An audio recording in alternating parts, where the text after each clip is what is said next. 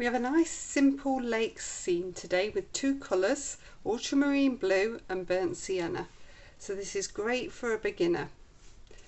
So I'm going to come on with some water. I've got some neat paint on the palette. I'm going to come over this distant tree line. I'll pop a screenshot of the drawing up and a screenshot of the photo in case you want to print those off.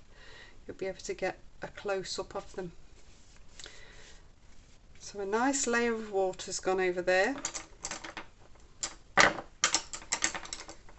going to pick up a round number 10, load it with water, and then I'm going to dab into my ultramarine blue. So I'm mixing the colour directly on the brush. I'm just going to sweep that through the tree line. Then a circular motion. I'm going to start to create some little clouds.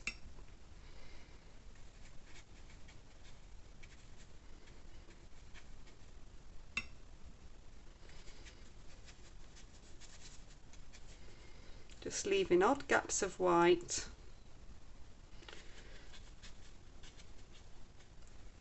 Leave bigger gaps than you think because it will start to settle and pull around a little bit.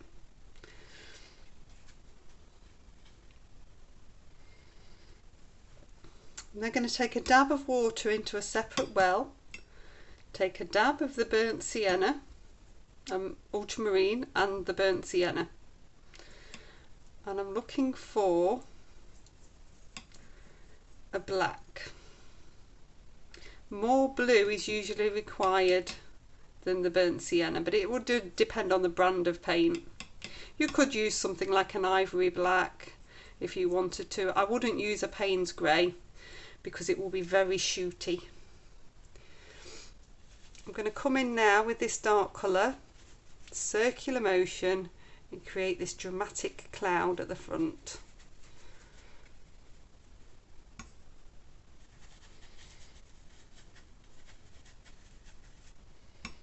Sweep that through.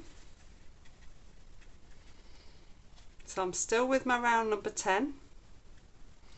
If I dab off a little bit, I should be able to use it, but you could drop down to a round number 6 if you wanted to.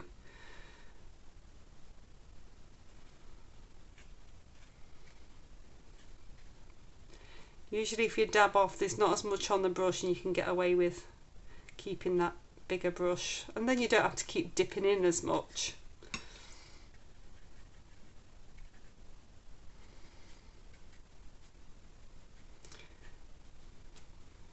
I quite like ultramarine because it's got a nice granulation to it, so it's, even though we're only using two colours, because we've pre-mixed the colour, it'll also split out. You'll see the burnt sienna appearing, which is really nice. I'm going to swap down to a number 6 now and come into that dark colour. I want to get that distant tree line. I'm going to start at the bottom and just dab along. Always start at the bottom of the tree rather than the top, because then you can see how far it's going to spread. You want a nice line at the bottom. This is actually still quite wet, so I've got plenty of time. And I'm going to come on this bottom edge to start with.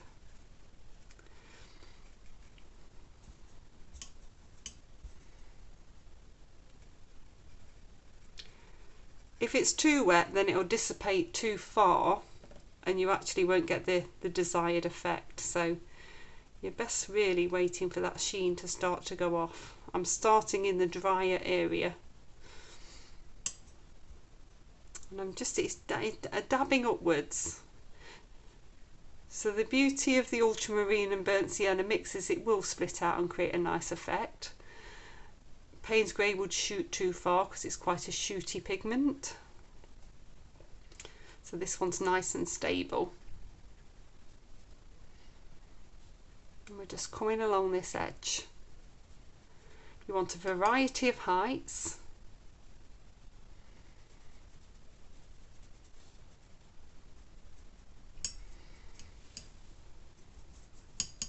They use a lot more colour than you think.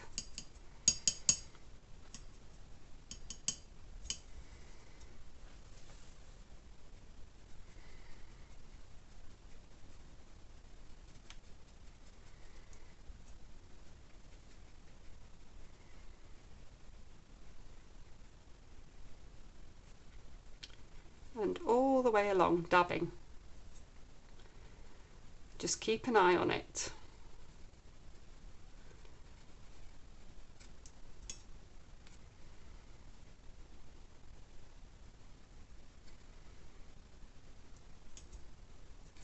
Should start to settle.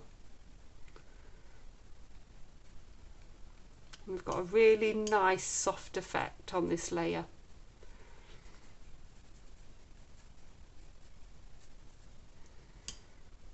If as it starts to settle you want to take an extra bit of paint in to make it a bit darker, you can.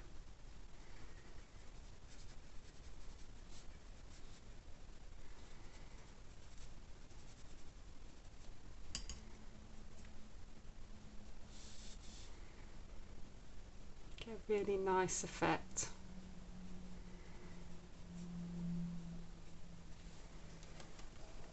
Okay, so I'm going to dry that off.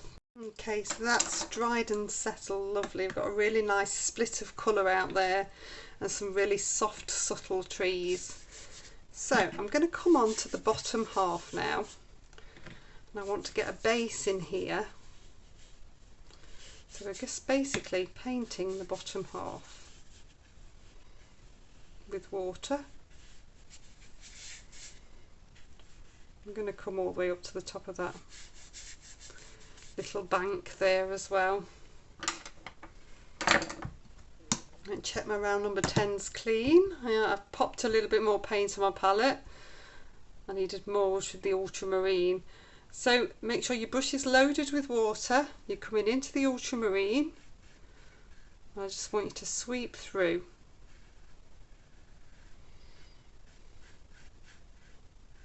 So keep towards the top of the picture first.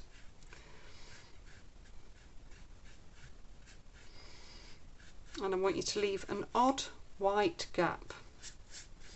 Horizontal strokes.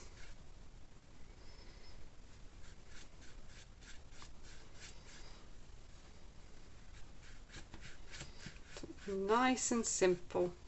A little bit more colour around that area, just in the background. Into that grey mix, I want you to just pick up a little bit of dark into this area at the bottom where there's going to be some foliage. It's just going to help later on. So I've drawn some pencil marks where I wanted this grey to come. I'm just going to pop a little bit in.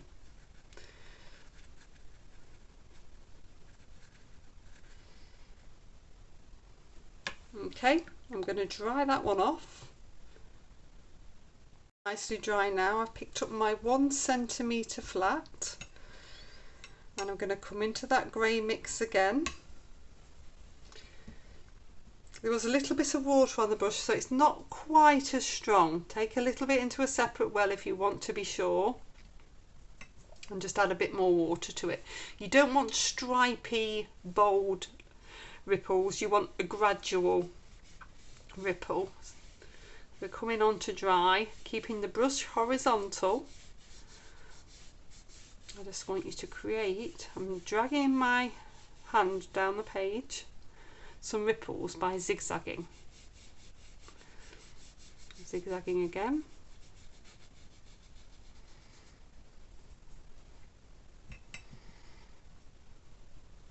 Zigzagging again.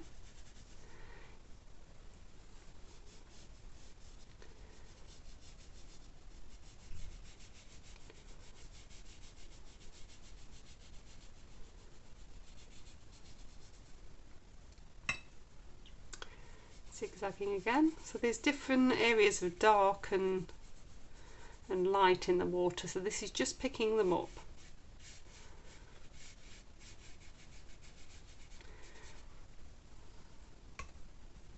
So it's a horizontal brush, and a little bit of a zigzag. So I'm now just going to put a couple of random ones in because it's a bit too patterned for me. So you can go horizontal but still drag the brush in a different direction and you get a really nice ripple. So this is just breaking up the pattern a little bit.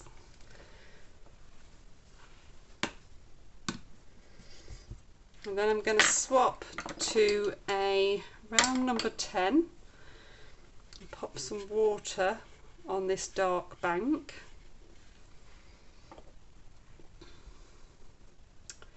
And then I need lots of this dark again, so this is the ultramarine blue and the burnt sienna in it.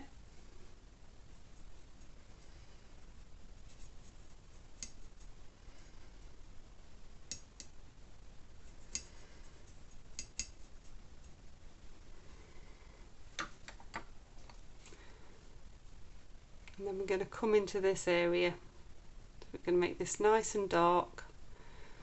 Keep your tip upright so you get that nice bobbly edge.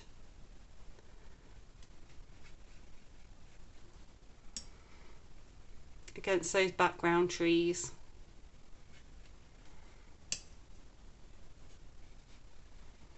Got that little bit of water showing in between, just a glimpse, a highlight of water, which is quite nice. Just come to that bottom edge. If you can see the tip of your brush, you can see where you're going. So if you're struggling to do an edge like this, I would suggest turning around and then you can see the tip of your brush again and get a really nice edge that you want.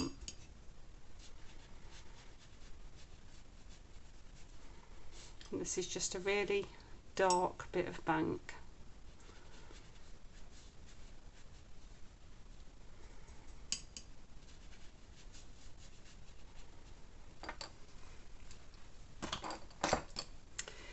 With a long thin rigger you can pick up a little bit of the grey. This is a rigger or a line writer, and you can just do a few grassy bits just on this bottom edge here. Twizzle that back round. Same dark colour. Got a bit of a land bit here that's going to come in.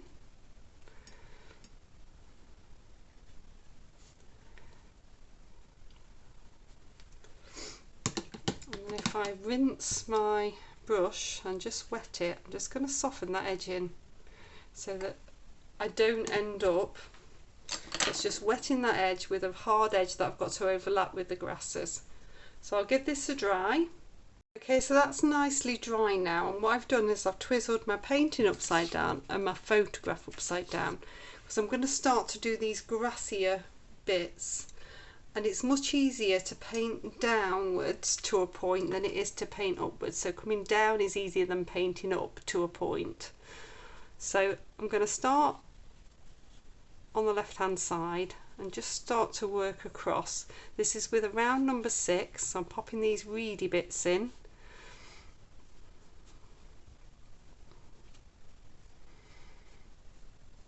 If you were left-handed, you'd start the other side. It just means that you can rest your hand on the paper. You want a variety of heights, a variety of angles. Don't end up with it looking like it's mown. You want it to look natural. This is just that dark grey mix. If when you come on it looks a bit bitty, that's because your mix is too dry. You need a little bit of water in. You need to load the brush. I'm resting on my little finger and just working my way along.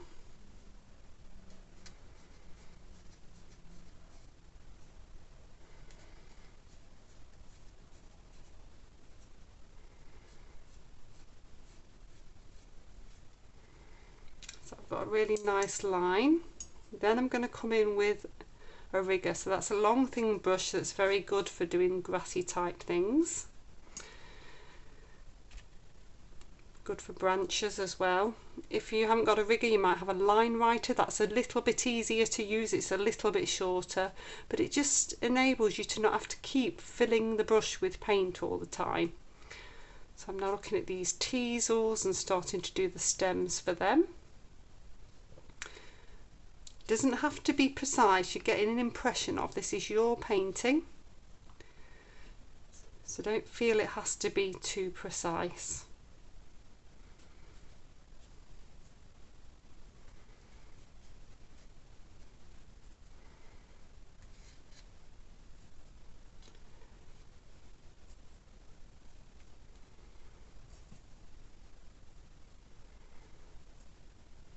Keep loading the brush up.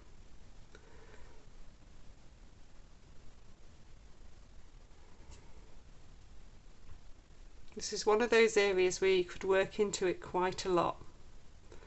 It would work really nicely. It's that foreground. This is going to set the picture. Okay, so I've got to this stage, so I'm going to turn back around now. And I'll turn my photograph around, that's my reference. And we can have a little look at doing a few teasels and a few bits of foliage. So the foliage, you just want to randomly dab with your brush quite upright. This is around number 6, so I'm going to pop a little bit of a reed in there. You can twizzle your brush a little bit, it'll give a different effect. Roll it in your fingers. Just create a few little bits of foliage.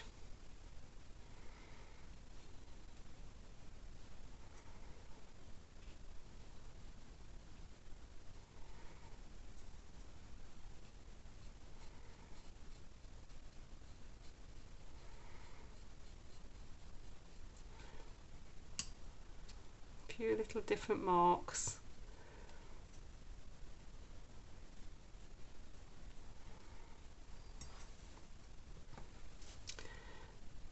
So the teasels, quite cone shaped, so they need a point and a bit at the bottom. So I'm using my brush upright. Just popping a few, light, vary the pressure of the brush, push down as you come further down. So start light, vary the pressure of the brush, push down as you come further down. Varying the pressure of the brush should do a lot of the work for you.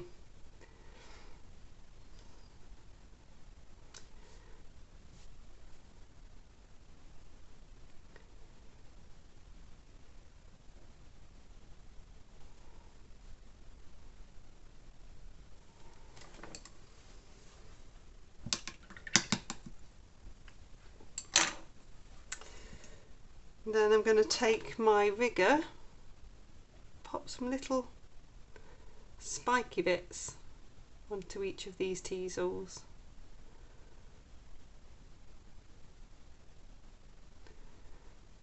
Just while they're still damp. Don't go mad, you don't want loads of spiders. You can even just do it on a couple and it would hold nicely. Dotting each side really. Just makes them look a little bit more teasel like.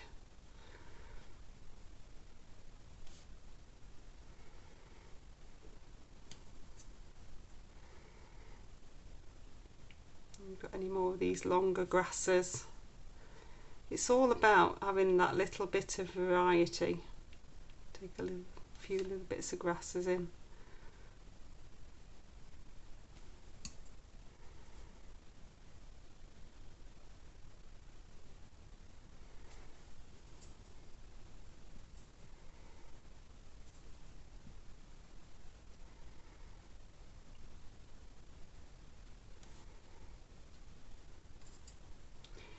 You take a few sort of a crossover as well, that works quite nicely as breaking it up and making it look less patterned.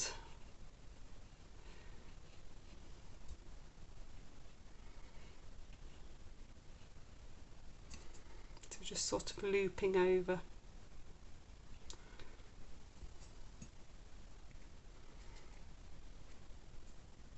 I mean, you can paint some upwards, but it's much harder to get to a point than painting downwards. Okay, so there we are. It's nicely dry now. So a really simple two-coloured scene for you to have a go at. And there it is with a mount on it. Hope you've enjoyed it. See you next time.